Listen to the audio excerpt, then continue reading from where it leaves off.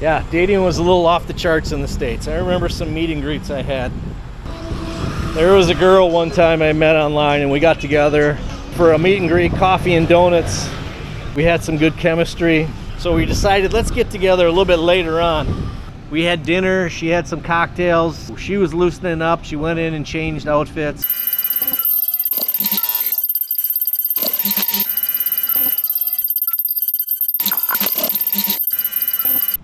Some of the girls I dated back in the day had to jump from relationship to relationship. As soon as we had broken up, there was somebody new the next week. A lot of people are that way. They just can't live on their own. I lived on my own for many years. Sure, I dated. I'd do meet and greets. It's a whole different monster in the United States dating-wise. I was on some dating apps in the States. Let's see what's going on with Eureka. I remember messaging a few of them when you first meet online, and some of the first questions are, what do you do? What's your profession? They want to know how much money you make, how professional you are. They want to know what part of town you live, because then they can also tell, you know, what you're about, how much you're worth. They don't really get into the mental side. It was more of a, look at me, look what I have, look what my boyfriend has, look what my girlfriend looks like. Status symbol sort of deal in the United States. Yeah, Eureka, still for lease. I don't think it's open. We've toured this marvelous place, just a huge event center.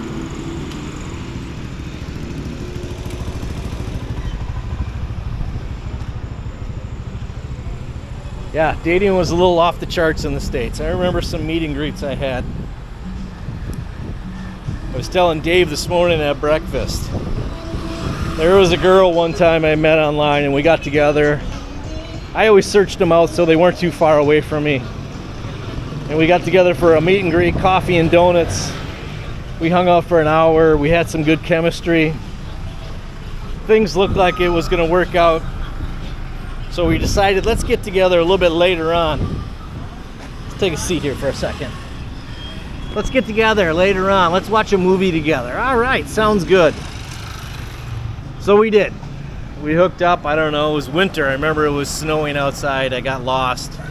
Told her flip your lights on and off so I know which apartment or where you're at. Ended up finding her. Got inside and I had brought some wine or something over. She was gonna cook a meal. Everything was cool. Once I had a couple minutes to take a look at her apartment and look around, there were some signs of, there were some red flags that kind of popped up. You critique and you analyze and you try to figure out what this girl's gonna be like.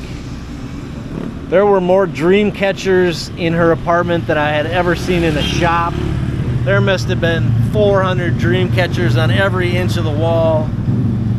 She showed me her apartment. She had one hanging over her bed that was like the size of a car. Kind of scared me. Overlooked half of that. A lot of the pictures she had were of Native American women, Indians, beautiful dark-skinned Indians, which she kind of was, but she was like 5'8", a little taller than I like. We had dinner, she had some cocktails. I don't drink, so she was loosening up. She went in and changed outfits. She came back out in some nice, kind of a Pocahontas looking thing. After some conversation and hearing her talk after some cocktails, I couldn't wait for the damn movie to get over because I wanted to get the hell out of there. She started freaking me out. I don't know. She was talking more about every boyfriend she's had in the last 6-8 months, which seemed to be about 15. Things never worked out. Red flags were just going off left and right. As soon as that movie was over, I said, all right, you know, I gotta go. I'm getting tired. This was fun. And of course I couldn't tell her right there that I knew I would never contact her again. I put that in an email or in a text. It was over. There was a few incidents like that. Some of the dating was crazy. It was real crazy. and you had to date within a certain age range of your own. Otherwise, he'd look at you crazy and crazy and crazy. Paul. You know, I don't know. It's a whole different game in the United States. Didn't like it. Couldn't find somebody I really liked, appreciated. I did have a couple long-term relationships from the dating sites I was on. They were good. One of them, the girl wanted to have children. We were about mid-30s, and I didn't want to have children at that time. At that point, I had come from a divorce. I had stepchildren. I didn't play that role right because I was an alcoholic. She wanted to have some newborns. I didn't feel I wanted to be strapped for another 18 years. That's all I could picture.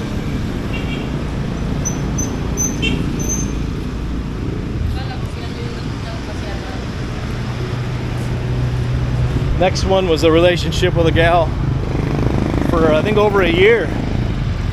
I remember turning 40. We were dating, and we went out for my birthday, and it was just like I would do to women. She couldn't get me out of the bar. Another one, let's just have one more.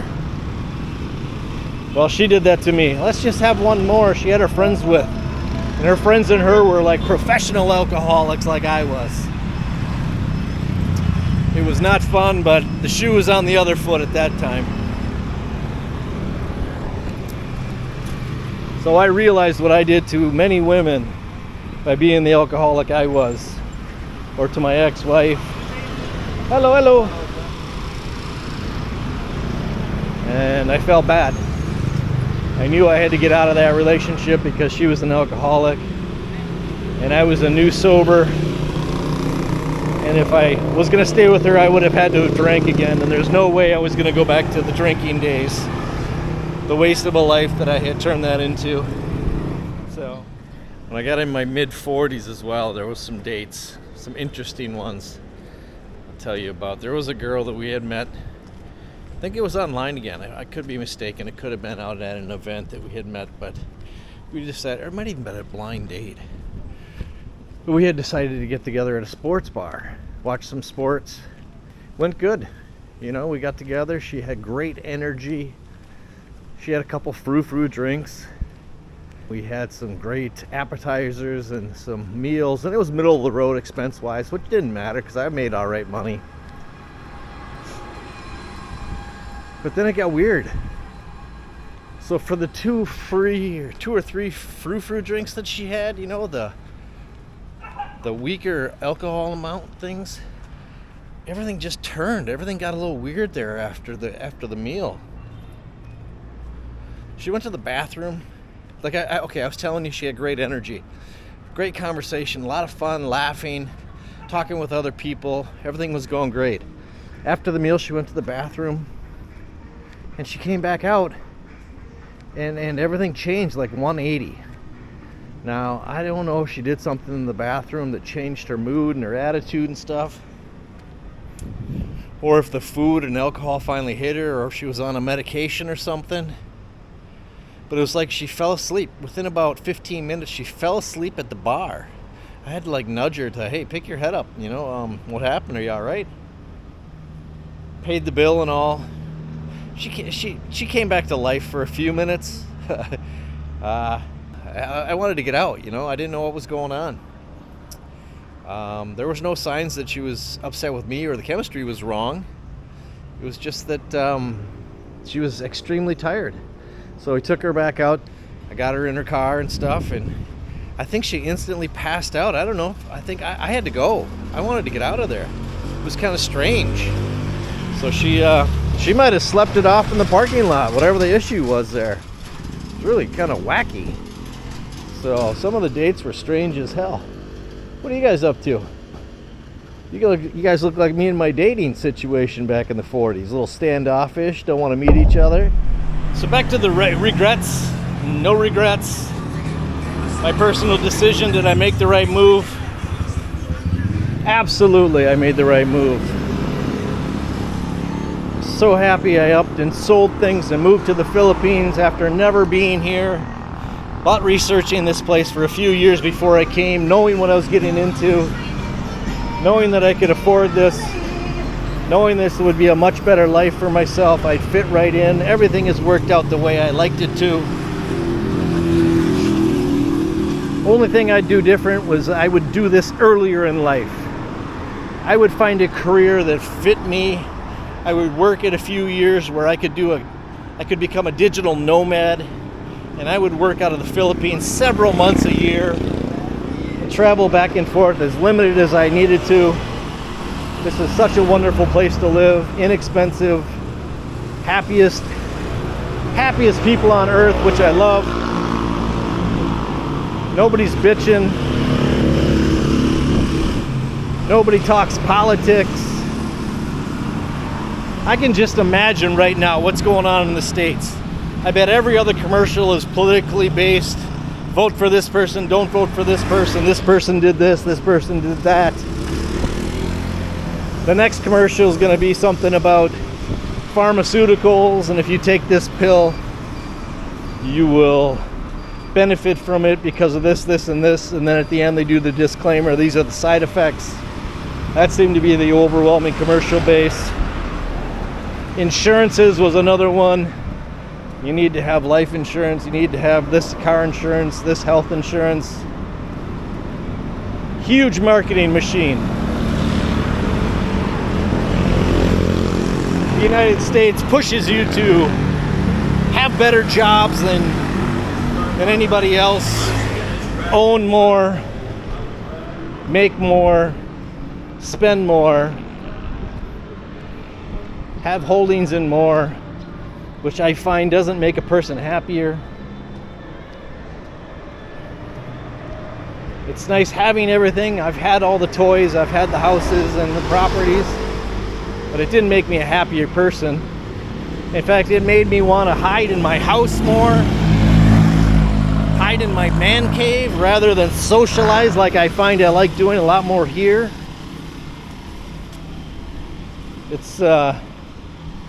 It's just such a nicer life. I recommend it to those who are considering making a big change in their life. If you want to retire, you could come here and live off of... Somebody had asked me what my budget is. I don't worry about a budget. I'm supporting Ann supports her family. I boxed out some numbers. My rent's $400, my electric's about $150, my water and garbage are about $8. My cable's probably $40-$45. I spend another $1,000 in food and entertainment a month, so for about $1,600 a month, I'm getting by. Look at this. They took the plant nursery. All the nursery plants and everything that used to be right here are gone now. I wonder if they're going to build. It's too bad. I like seeing all the fresh plants here. Crazy how it's changed. Yes. Hello. So yeah, I would do it earlier. I would get my ass over here a lot earlier. This isn't for everybody. I've seen a lot of foreigners come this way thinking it would work for them. You bring the attitude you left. If I hadn't done self-repair there for several years and got prepared for what I was going to jump into here in the Philippines, it would be a tougher transition than it was. I transitioned rather easily. One thing is like trusting and meeting some foreigners here that I probably put on pedestals or got a little too close to. I would change that. I wouldn't get as close to some of the people that I thought I wanted to or needed to.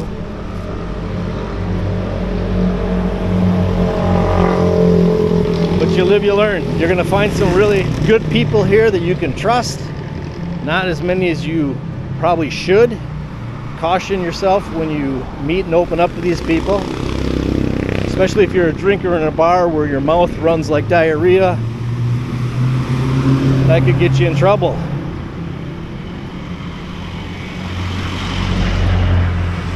But the women here, the people here, it's a wonderful place full of beautiful women. Turbo Timmy! Full of wonderful women, wonderful people, wonderful Filipinos, suspect foreigners. If you're easily adaptable to situations and new outlooks on life, well then come on over, check it out. Maybe not sell everything and come this way without coming on a vacation for at least a few months to see what you think. But I would recommend living here. Maybe not an AC, it's not for everybody. I like the action, I like all the amenities that go along with this place, airports, racetracks, casinos, bars, women. I'd also like a beachfront place eventually, or go there on vacations. Everybody thinks they want to have a beachfront house, get up every morning and go sit on the beach or go utilize the salt water. No, that gets old after a little bit. Resort towns are usually the same people, or they have a turnover season. Not for me right now. All right, we're on the home stretch. So I don't mean any disrespect to Ann in any of this. It's just telling it as it is. Different cultures, different occurrences, different dating scenes, whatever else. We're open about our relationships, our past relationships, I should say. We don't hide from questions. We don't buttercoat. You need to really trust and know who you're with. And I trust and I know Ann.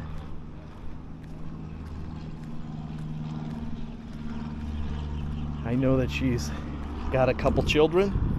I know her parents are watching the children until we can get things figured out. We're trying to figure things out as we go along in life. I'm not hiding the fact that right now I can't afford the whole situation. We need to make more. I need to make more off of YouTube. I'd like for her vlog to take off and her to make a little bit more. I don't want her to do what she's doing all the time.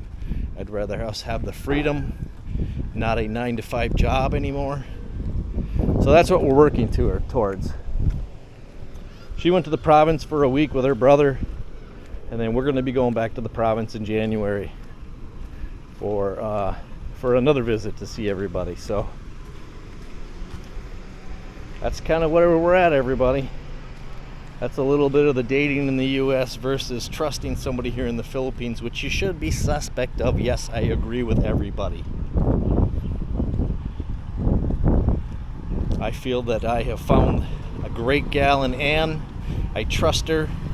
We've had great conversations. Sure, we haven't always seen eye to eyes, and we've had discussions and arguments, but every relationship takes a little bit of work. So hopefully this gives you guys some insight as to where I've been, where I grew up, what my dating scene was, what my life was like in Minnesota, what my life is like now, being much happier, being in a place that I had envisioned for myself, working the plan. Everything will work out. We're going to make this work. You're coming along for the ride. I really appreciate that. You guys are a great subscriber base. If you're new to the channel, think about subscribing. Give me a thumbs up, give me a thumbs down. Leave a comment if you would. And we'll see you in the next one.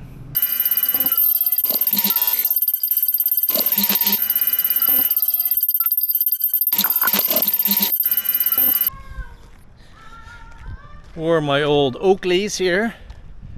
I like these. I bought these for golf. I like the wraparound look. It's like I don't even have glasses on. That's the reason I'm wearing these. These aren't razors. I had told somebody these are razors. This is the Flak 2.0 series. I really like these. Several years old. Haven't played golf in probably 6 years, 5 years, whatever. That's what these were for. Kept them in good shape. So, how you doing, Junior? How's life? You good? You good? How are you? I know.